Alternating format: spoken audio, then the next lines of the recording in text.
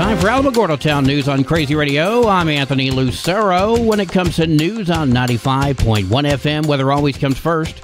Two quick-hitting Pacific storms will impact much of the West Coast with periods of heavy rain, mountain snow, and gusty winds through the weekend. Two fast-moving Clipper-type storms will race from the northern Rockies across the plains to the northeastern U.S. and mid-Atlantic, with areas of rain and accumulating snow through the remainder of the week. Closer to home, dry conditions with near-average temperatures are expected. A cold front's going to push through tomorrow night and drop temperatures 5 to 15 degrees on Saturday. It's going to be short-lived, and highs are expected to rebound into the 70s by Monday and continue through at least midweek. We're going to have another look at the weather following this news.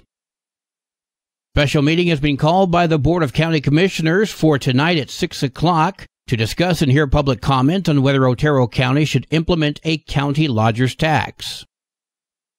Keep Alamogordo Beautiful is excited to announce the relaunch of the graffiti reporting services, partnering with the City of Alamogordo's Code Enforcement Department. If you see graffiti, report it by visiting keepalamogordobeautiful.org and fill out the easy-to-use graffiti reporting form. Keep Alamogordo Beautiful volunteers and code enforcement officers will team up to remove the graffiti on private property every third Saturday of the month. If you have any questions, keepalamogordobeautiful.org or call Code Enforcement at 575-439-4375. The Otero County Animal Shelter is featuring a special adoption event next Saturday, February 24th, from noon until 3. All pet adoption fees will be waived, so no charge to adopt any pets during the event. All services will be provided to all pets, including spay or neuter, rabies vaccination, microchip, Bordetella, and parvo distemper vaccinations. If you have any questions, it's 575-434-2959. Tularosa High School presents a blood drive Wednesday the 21st from 10 until 2:30 at the Bloodmobile on campus. If you donate, you can receive a $10 donor store gift card. Wow! Wildcats save lives. The event is hosted by Vitalant. Christ Community Church presents the XO Conference on February 16th and 17th. That's a 2-day experience which provides expert marriage advice and practical teachings to help couples navigate their marriage journey. I spoke with Associate Pastor Tyler Grace. It's a marriage simulcast conference, so we'll be viewing the XO Marriage Conference that XO Marriage puts on every year. In fact, they put multiple on every year, but this is their big annual conference. And we'll have some of our own events here as well. We'll have breakout sessions. We'll have a Q&A panel. And, of course, we'll have games. There'll be food. There's lots of fun. There's lots of great teaching. And what it really is about, inspiring you to reinvest in your marriage. Tickets are just $5. If you have any questions, 575-437-4241. Love Inc. is offering free tax filing. The BETA tax preparation program, that's the volunteer income tax program, and we are in full force with that. We've had people coming every week. That's on Fridays and Saturdays from 10 to 2 at our offices at 1106 Ohio. Susan Payne speaking with Crazy Radio. If you are in need of help preparing your taxes, just know that this is a free service, including e-file, and we also do state taxes for free as well. For more information, call 575-439-4812. The Village of Tularosa is having a community watch program meeting on February 19th at 6 p.m. That's at the old community building on Bookout Street. I spoke with Chris Rupp about what to expect. Recently here in Tularosa, we've had a big influx and change in our police department. And so we've been lacking some officers, and we've had a lot more criminal activity throughout the community. Our goal is to get the community together. That way we could talk to a lot of the people in the community, find out exactly what some of their concerns are, ways we might be able to address it, and again, maybe just educate some of our public on things they can and can't do. Basically, watch out for them and their neighbors as well. For details, check out the Making a Difference Tularosa Facebook page or call Rupp at 575-430-1002.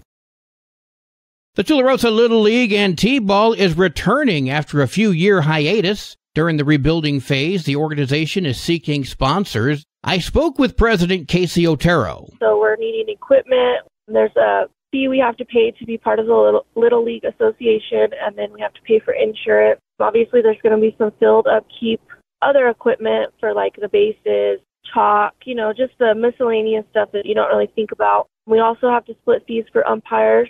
So we are looking for sponsors to kind of help get that rolling. We're going to have banners in the outfield for those who donate. Information's available by visiting the Tularosa Little League Baseball Facebook page, Tularosa Little League Baseball at gmail.com. Well, today is Thursday. It's time for an inspirational moment from our good friend, Pastor Lauren Noble. Good morning, 95.1 listeners. This is Pastor Lauren with our Thursday Thought. Not long ago, I was talking to a friend of mine, and we got to talking about family. So I said, well, my dad has been gone since 2008. My older brother died in 2021, and my younger brother lives overseas, but he calls every Sunday, and I take care of my mom, so I see her all the time. So he said, well, my dad is gone too, but I talk to my brother and my mom about once a month, and I go visit my mom every other year because I'm busy and just things come up. So I said, how old is your mom? And he said, well, she's 75. So I said, well, think about it. If your mom only lived 10 more years, to the age of 85, you would only see her 5 more times if you go home every other year, and you would only talk to her 120 more times if you only talk to her once a month.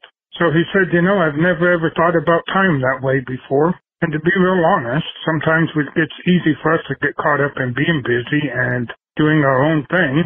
And we don't realize how time short is and how fast it can get away from us. Let me say a prayer. Lord, help us to remember to not be too busy and to take time for family and friends, because we never know how long we will have them and how long they will be here with us.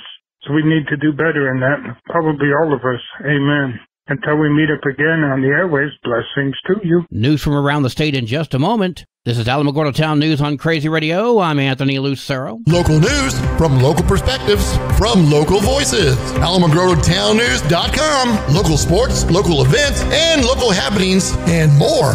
Owned and operated by Second Life Media. We are Otero County. AlamogordoTownNews.com. Heard daily on Crazy KALH Radio 95.1. Directory Plus is the right size book. It's the book if you need a phone book. That's what just one person has to say about Directory Plus. With its red cover, features, colorful yellow pages, and lots more, it's no wonder people all over use Directory Plus. It has so much more information. You can cross-check phone numbers or addresses or pretty much anything. Look on the plus side, Directory Plus. I'm a big fan of Directory Plus. New Mexico State Police arrested 10 people during an operation in Gallup on Monday. The operation was focused on reducing crime. They arrested Juan Medina, age 20, conspiracy to commit trafficking and possession of a controlled substance, fentanyl. John Paradise, 33, trafficking a controlled substance, fentanyl. Dustin Boyd, 24, trafficking a controlled substance, fentanyl. Arvil Billy, 49, trafficking a controlled substance, methamphetamine. Travis Lee Pelt, 34, warrant for vehicle burglary. Brandy Rodriguez, 45, possession of a controlled substance, fentanyl. Billy Gonzalez, 54, receiving, transferring stolen vehicle, possession of a controlled substance, methamphetamine, and possession of a stolen firearm. Terrence Sam, 38, warrant for child abandonment. Cody Smith, 32, warrant for failure to appear for DWI. Jasmine Hopkins, 34, aggravated DWI. State Police seized 4.9 grams of fentanyl, 4.8 grams of methamphetamine, and 1 stolen firearm, and 1 stolen vehicle. The legislature is coming to a close, and the budget has passed both chambers. Jason Espinoza reports from the Roundhouse. The 2024 30-day legislative session ends Thursday, February 15th at noon. In the 30-day session, legislators introduced 658 bills, 82 memorials, 35 resolutions and constitutional amendments. 237, or 36% of the bills, have not been ruled germane. The primary goal of the 2024 session has been accomplished. The House of Representatives and the State Senate have both agreed upon and passed the budget, which is now headed to the governor's desk for review, signature, and potentially line item vetoes. The final budget changes in the Senate included increased rates for rural hospitals, provided an additional $8 million to increase developmental disabilities waiver program provider rates, along with reauthorizing and providing $5 million in non-recurring funding for food banks. Additionally, the Senate finance changes provided funding for rural healthcare hospital rate increases and included $50 million to support operations of small hospitals. The changes also added recurring resources for veterans to support suicide prevention, transportation, burial equity, and homelessness initiatives. Additionally, the Housing Trust Fund is increased to $50 million by the Senate finance changes for affordable housing efforts, including for New Mexicans with behavioral health needs and victims of domestic violence. For the New Mexico News Network, I'm Jason Espinoza. The New Mexico Department of Justice created a cold case unit to look into unsolved crimes across the land of enchantment. The announcement was made by Attorney General Raul Torres, who will oversee the 3-member unit. Torres says the unit hopes to give victims family closure and work with local law enforcement to get those cases solved. This is the first ever dedicated cold case unit in New Mexico. The unit has accepted 6 cases and is working with local investigators to find new leads. 1 case from 2017, 3 from the 1990s, and 2 date back to the 1980s. New Mexico State Parks Division has been studying potential fee changes at parks. Now the agency is planning 9 public meetings to discuss the completed study. New Mexico has 35 state-operated parks, which are funded primarily through fees, concessions, and the like. The fees have not been changed in decades, and there has been some political discussion about updating those fees. To weigh options, the State Park Division studied potential scenarios, such as making day-use fees free for residents, getting rid of annual passes, and increasing utility access costs. Now they'll present those options in a series of public meetings. For information about those meetings, check out emnrd.nm.gov. Schools in Lovington are finding a new way to help students catch up and not fall further behind by giving them a chance on overdue schoolwork. This is the first-year initiative ICU is being introduced to high school and middle school students in Lovington. School officials say they expect the program to not only help the students turn in their work on time, but take it to a higher standard. Through ICU, we're reteaching the standards, we're reteaching the content. It's just not a matter of go in there and get your assignment done. We still expect high-quality assignments to be turned in. Lovington Municipal School District Superintendent Pamela Quinones speaking with KRQE. At our middle school, our 7th and 8th graders, they would call anywhere from 70 to 80 kids when it all began.